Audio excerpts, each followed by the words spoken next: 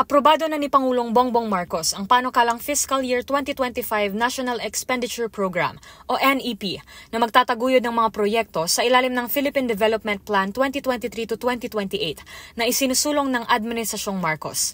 Ayon sa direktiba ng Pangulo, prioridad ng gobyerno ang food security, social protection, healthcare, housing, disaster resilience, infrastructure, digital connectivity at energization.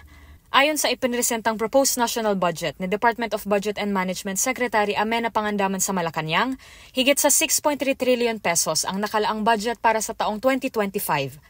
Ang mga ahensya na nakakuha ng malaking bahagi ng pondo ay ang sektor ng edukasyon, kasama dyan ang Department of Education, State University and Colleges, CHED at TESDA, Department of Health, kabilang ang PhilHealth, Department of Public Works and Highways, Department of Interior and Local Government, at Department of National Defense.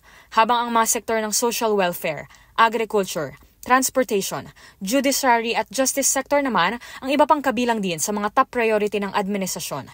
Ayon sa Malacanang, ang availability ng fiscal space at kahandaan ng pamahalaan sa mga ilulunsad ng proyekto at programa, at lalo na ang alignment sa Philippine Development Plan ang ilan sa mga salik na kinonsidera sa pagsusuri ng national budget.